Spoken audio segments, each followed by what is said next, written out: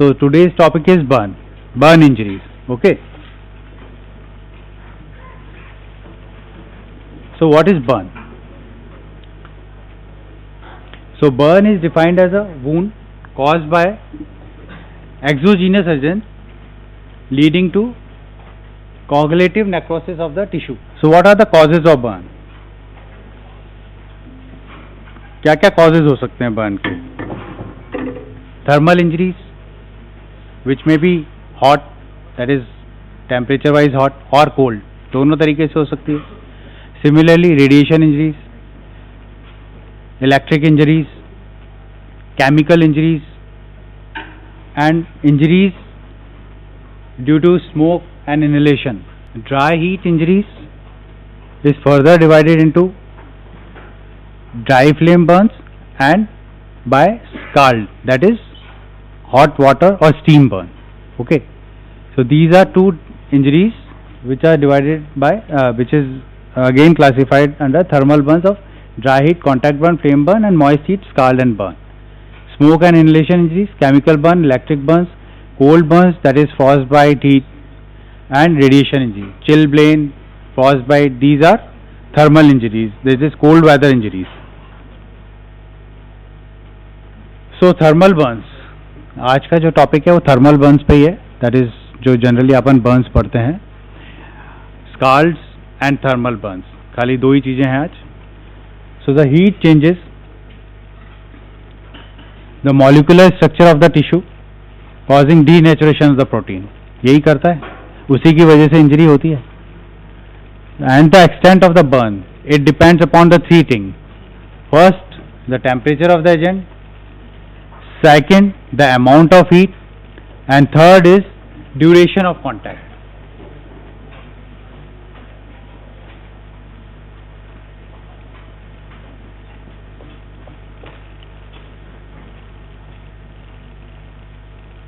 So depending upon these three factors, the severity of the burn is calculated. So pathophysiology of burn. Pathophysiology of burn, first जो major changes होते हैं that is in the fluid shift hemodynamic में. So the period of inflammatory response leads to vessels adjacent to the burn injury to dilate, which increases the capillary permeability and hydrostatic pressure to increase, and the continuous leak of plasma from intravascular spaces to interstitial spaces, which is associated with the imbalance of fluids, electrolytes, and acid base occur, which causes hemoconcentration, and it lasts for 24 to 36 hours. This is fluid shift.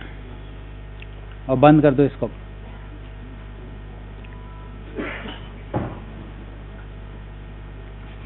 So first change which occurs in the burn is fluid shift.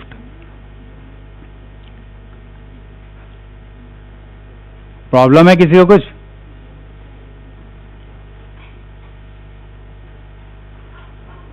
आवाज नहीं, मैं बोल रहा हूं बहुत है, आप इधर देखो और सुन लो बस.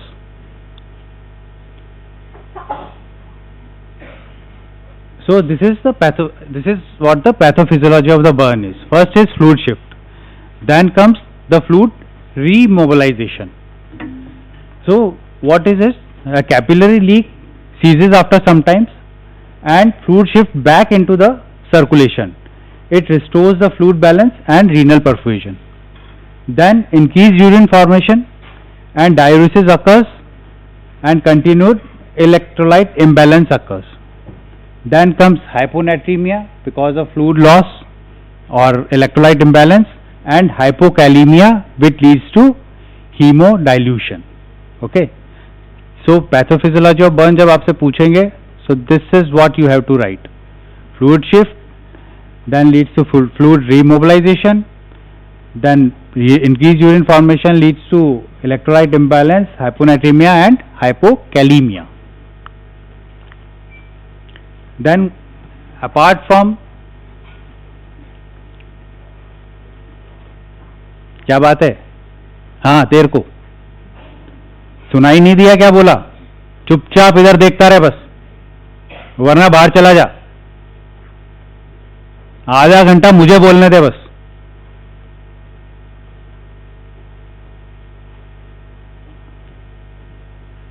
Apart from that, some systemic changes also occurs with the burn. These are cardiac, leading to decreased cardiac output, pulmonary, respiration insufficiency as a secondary process, and can progress to pulmonary failure, which requires aggressive pulmonary toilet and oxygenation.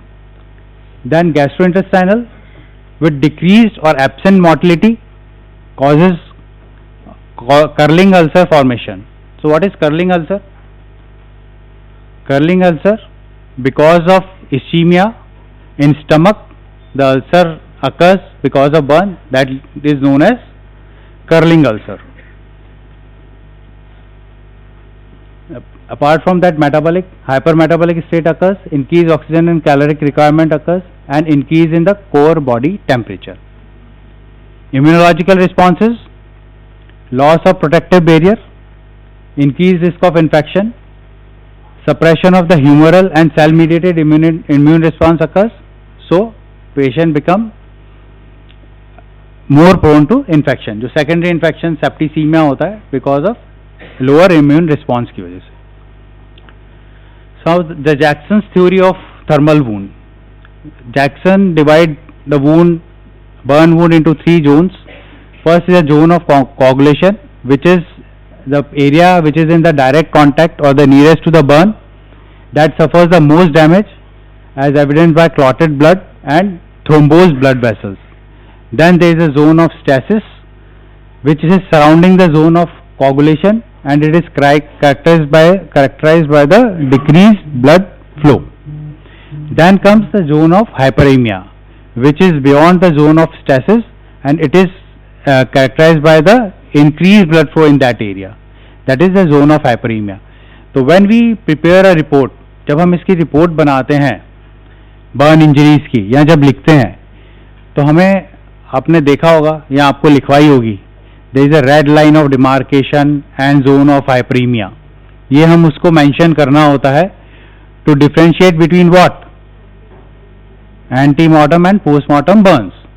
तो hyperemia और जो inflammation signs होंगे, that occurs only in the antemortem burns.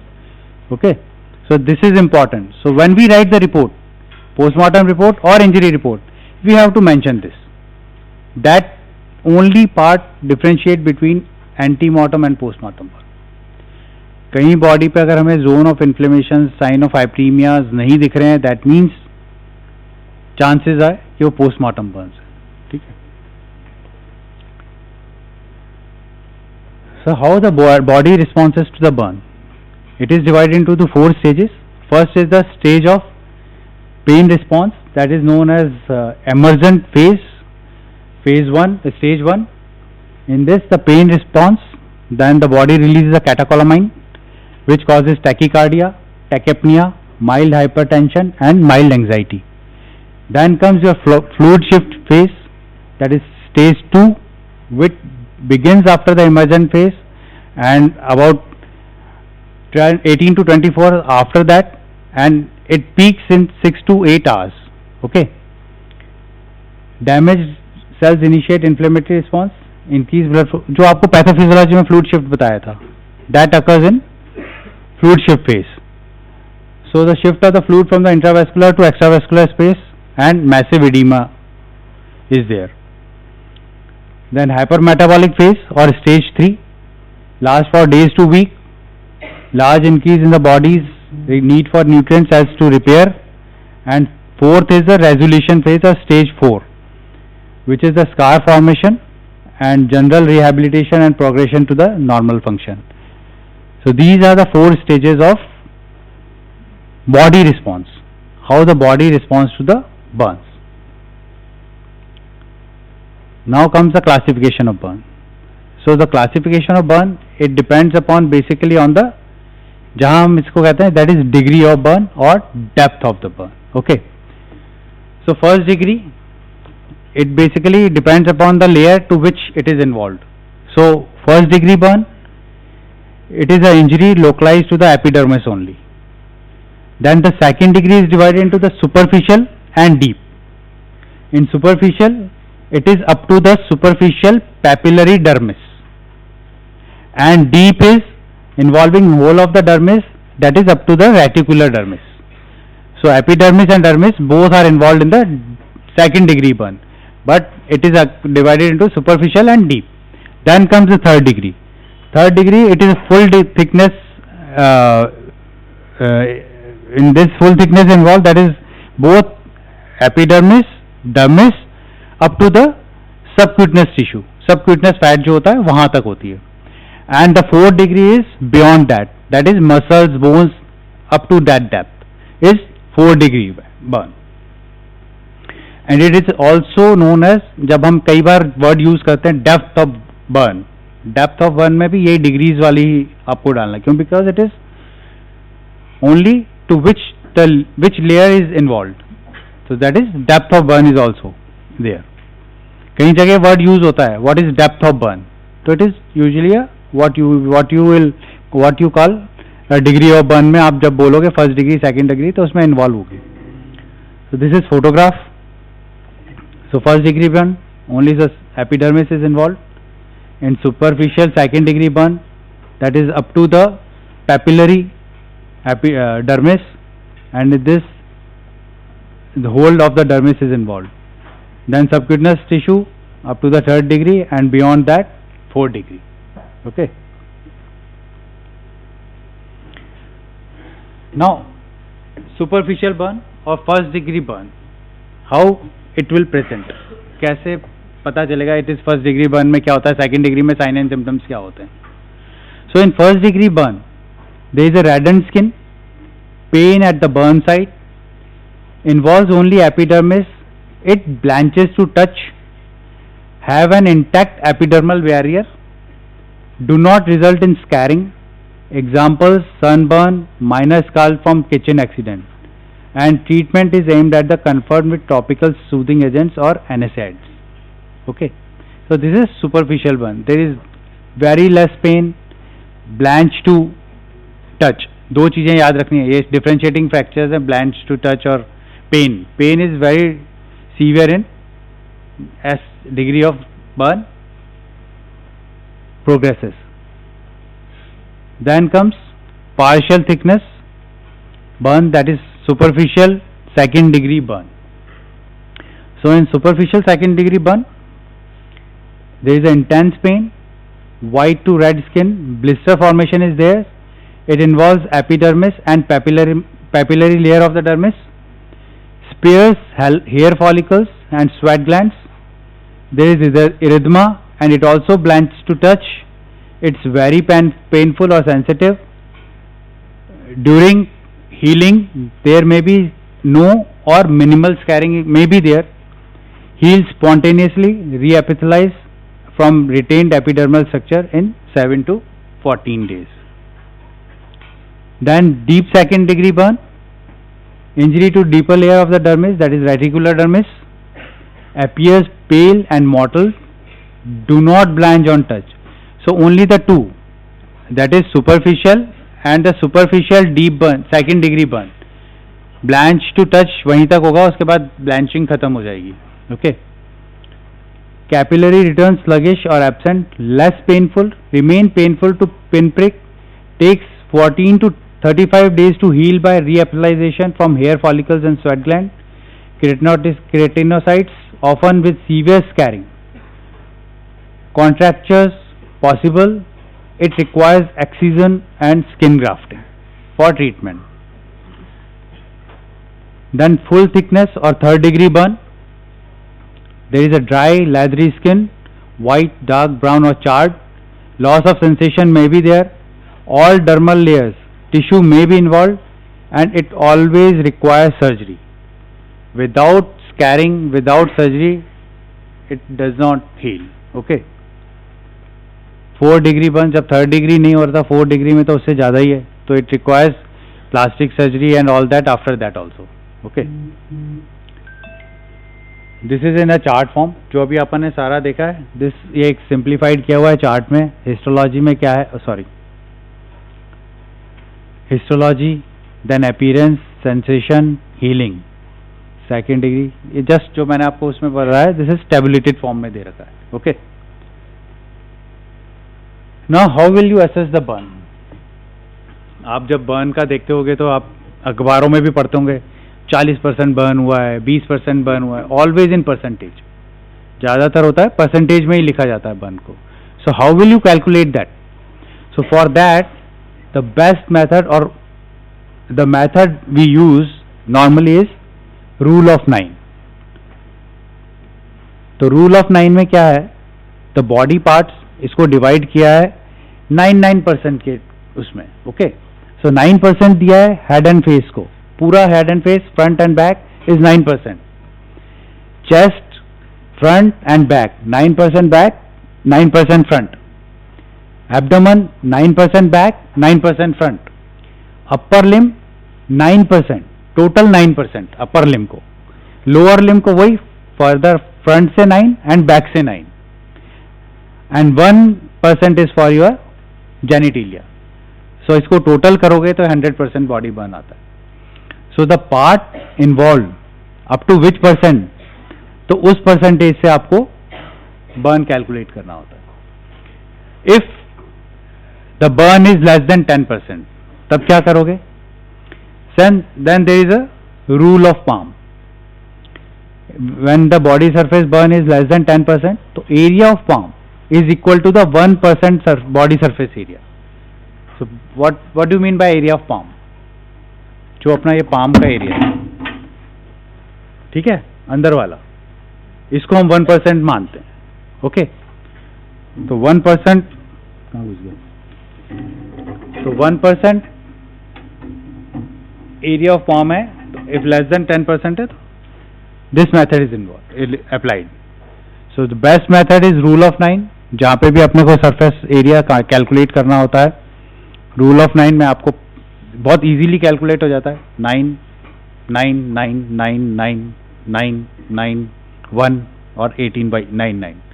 तो percentage जितना भी है is very very easy to calculate. ठीक है,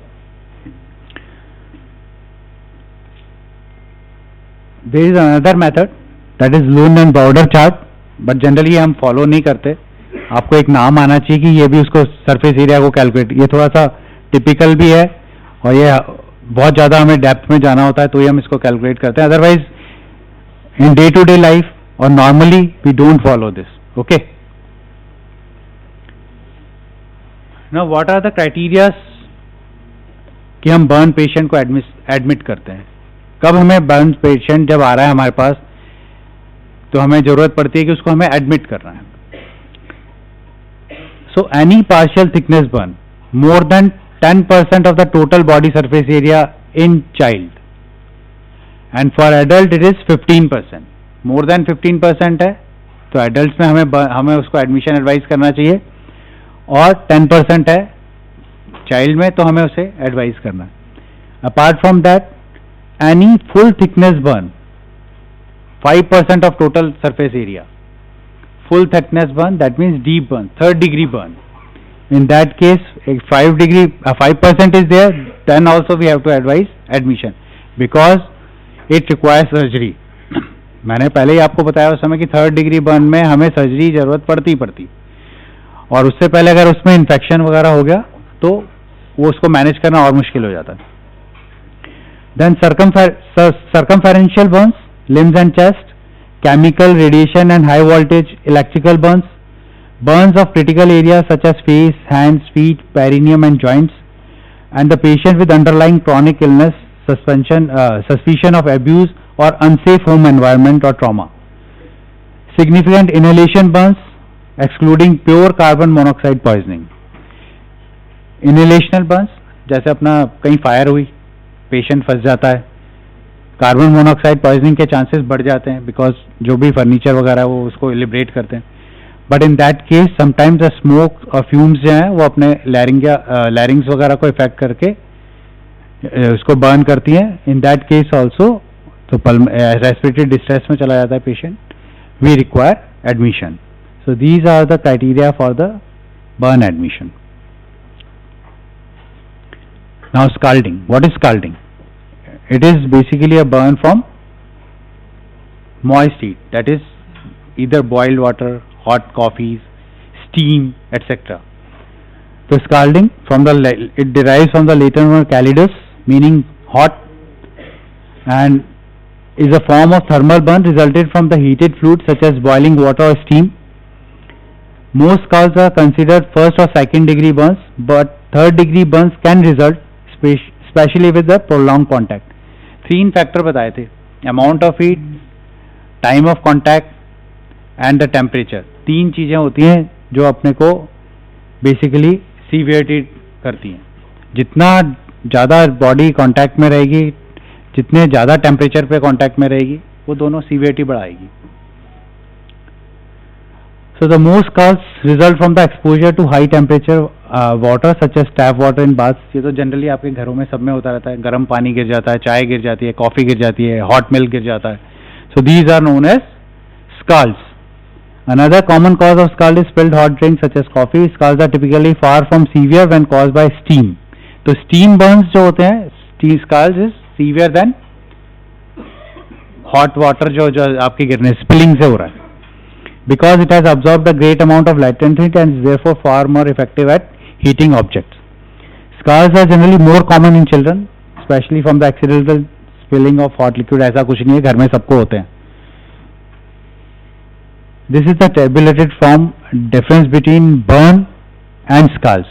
Dry flame burns and scald. So burns, it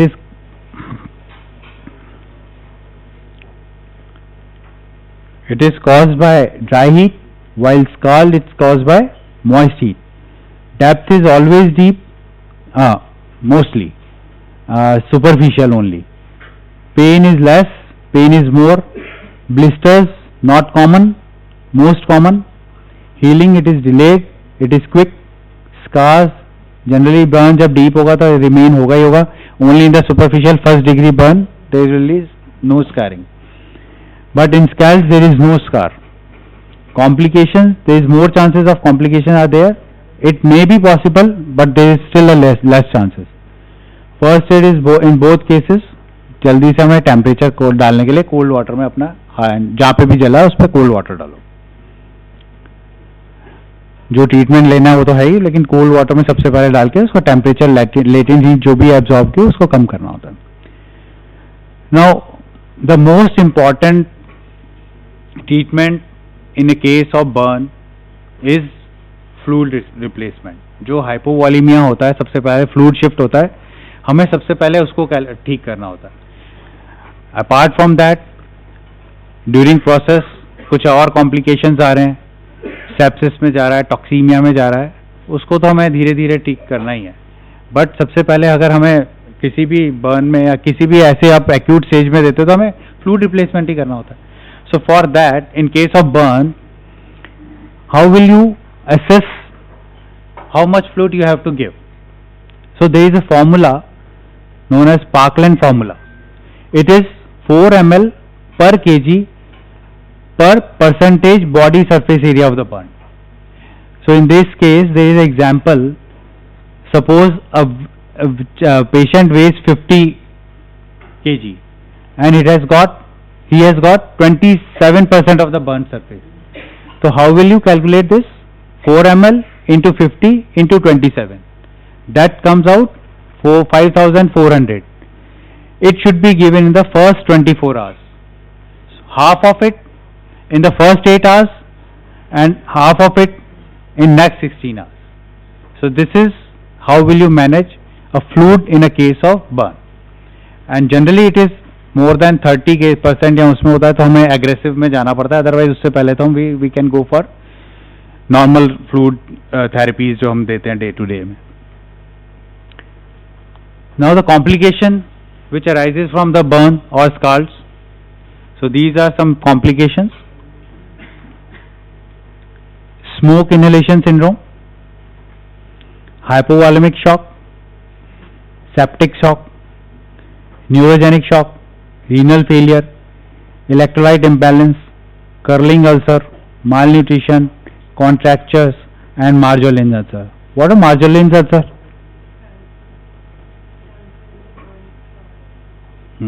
Cancer. It is basically a primary squamous cell carcinoma, and it develops basically on the area जहाँ पे कोई chronic infection है. Most common burns भी होते हैं और chronic skin infection है तो वहाँ पे भी हो सकते हैं. So it is a primary squamous cell carcinoma. Okay. So these are some complications from the burns. What are the causes of death in burn? Burn पे आपके full question आता है. Okay. और इसमें आपको ये सारी चीजें incorporate करनी ही पड़ेंगी किसी न किसी फॉर्म में. दो आजकल स्ट्रक्चर्ड क्वेश्चंस आते हैं, स्ट्रक्चर्ड आंसर ही लिखने होते हैं आपको उसके, बट स्टिल कॉम्प्लिकेशंस पूछेंगे तो आपको कॉम्प्लिकेशंस में सब कुछ लिखना पड़ेगा. उसमें कॉज ऑफ डेथ भी आएगा ही आएगा. ओके. तो cause of death immediate to within few hours, in that primary shock and asphyxia. Within first 48 hours it is secondary shock or toxemia, and if it is more than 4 to 5 days and later, then there is sepsis, gastric ulceration, edema of the glottis, acute renal failure, gangrene, pulmonary embolism, ARDS or tetanus. And after years, then Marjolin ulcer, that is malignant transformation of the burn scar. So these are the important causes of death in case of burn. Mechanism of action सब वही, हाइपोवॉलीमिया, sepsis, उसमें वही है, कुछ इसको जाने की आपको जरूरत नहीं है. Now outcome of a burn depends on what thing. जैसे मैंने पहले बताया कि आउटकम अगर बर्न अपने को देखना है, असेस करनी है सीवियरिटी, तो आप क्या क्या चीजें उसमें कंसीडर कर रहे हैं. So in this first type of burn, whether it's a dry flame, moist heat, electric radiation, chemical, किससे हुआ है. ओके. देन सरफेस एरिया, कितना सरफेस एरिया इन्वॉल्व है. डेप्थ ऑफ बर्न, जो अपन डिग्री ऑफ बर्न दे रहे हैं उसी पे आ जाता है, कौन सी डिग्री में सेट होता है वो. डिस्ट्रीब्यूशन कहाँ पे है, जो आपके बेसिकली जो एरियाज हैं like face, chest, perineum, genital areas, these are more sensitive and more dangerous. Then patient age in child और old ages में ज़्यादा इफेक्ट करता है. कोई ऑलरेडी प्री एग्जिस्टिंग डिजीज है, कोमॉर्बिड कंडीशंस हैं, उसमें ज़्यादा उसकी सीवियरिटी होगी. कोई इंजरीज प्रेजेंट हैं. Skin thickness, temperature and duration of contact, वो तो उसमें आया ही था. Skin circulation in old age due to less circulation, outcome of the burn is poor. Similarly in young age, जो यंग एडल्ट्स हैं उनमें वाइस वर्सा, क्योंकि उनकी इम्यूनिटी और सर्कुलेशन दोनों बेटर होता है. Presence of inhalation injuries, fumes can kill with minimal surface burns. Why क्या करती हैं फ्यूम्स? लैरिंजल बर्न करेंगे तो क्या हो जाएगा? लैरिंजल एडिमा हो जाएगा. And it causes respiratory obstruction, respiratory pulmonary distress, respiratory distress में चला जाएगा patient. So this is all for today. Basically burn injuries, outcome of burn, how to calculate the burn area, what are the complications of the burn, treatment, basic treatment जो हमारे जो forensic में है वो only हम आपको hypovolemia का emergency treatment we can, मतलब जो हम आपको बता रहे हैं. अदरवाइज इन डिटेल वो आपके मेडिसिन सर्जरी में जहाँ पे भी आएगा बर्न उसमें आएगा. ठीक है. फॉरेंसिक मेडिसिन से रिलेटेड जो भी है वो इतना ही आएगा बर्न में. दो, रिपोर्ट बनाना और पोस्टमार्टम लिखना. आई थिंक आपको डिक्टेट करवा दिया है, वो तो बर्न इंजरीज डिक्टेट करा दी, करवाई नहीं करवाई? आपके लॉग बुक में तो सबके लिखी हुई है. लॉग बुक में तो सबकी हैंगिंग कल क्या हुआ है, हैंगिंग उसमें भी लिखी हुई है आपकी. वो तो आपने पीछे से पता नहीं कहां से भर के सबने पूरी कर दी, कंप्लीट कर दी उसको. सो बर्न की आई थिंक आपकी इंजरीज नहीं हुई है. सिमिलरली आपको गन शॉट वुंड प्रीति मैम ने लिखवाया है शायद. गन शॉट वुंड तो प्रीति मैम ने लिखवाया है, लेकिन बर्न की इंजरी रिपोर्ट और पोस्टमार्टम रिपोर्ट कैसे बनाते हैं, इसको इंजरी डिस्क्राइब करना इज ऑल टुगेदर डिफरेंट। वो हम इंजरीज वैसे मेंशन नहीं कर रहे हैं जैसे आप लेसरेशन एब्रेजन मेंशन कर रहे हैं, ठीक है। So try to write down जो भी आपको पोस्टमार्टम और इंजरी रिपोर्ट दिखा रहे हैं, उसी टाइम जो मैम लिखवा रही हैं, सर लिखवा रहे हैं, वो उसी टाइम सामने आपको दिखता तो है ही, इसमें से आपको लिखना ही तो है, वही लिखो। क्यों अपना दिमाग, जब आप लिख रहे हो लॉग बुक जिसकी कॉपी कर रहे हो, उसमें अपना दिमाग तो लगा ही नहीं रहे हो आपको समझ में नहीं आ रहा क्या लिख जाते हो आप। तो दिमाग लगा के यहीं से लिख लो बस सीधा, किसी की कॉपी करने की जरूरत नहीं है। किसका कॉपी किया हुआ सब दिख जाता है उसमें, हमने तो वो आपको पढ़ाया ही नहीं, आपने वही चीजें लिख लिख के ला रहे हो, नहीं तो उसको चेंज करने में फिर हमें मुश्किल होती है। वो क्लासेस ऑलरेडी हो चुकी हैं, अब उस पर दोबारा आपकी क्लासेस लेना टाइम भी नहीं बचा है। 22 सितंबर से आपकी छुट्टियां हो जाएंगी, फिर उसके बाद आपकी पीयूसी लग जाएगी, उसके बाद बस खत्म, उसके बाद कोई आता नहीं है, फिर एक्स्ट्रा क्लासेस, रिमेडियल क्लासेस और खत्म। मिड ऑफ नवंबर से और 3rd वीक ऑफ नवंबर में आपकी यूनिवर्सिटी आ जाएगी। 16 नवंबर से 30 नवंबर तक डेट है, उसके बीच में कभी भी लग जाएगी। सो यही 10-15 दिन बचे हैं, इसमें ही हम आपको वो इंजरी रिपोर्ट भी करेक्शन कराएंगे सारी। Okay, thank you.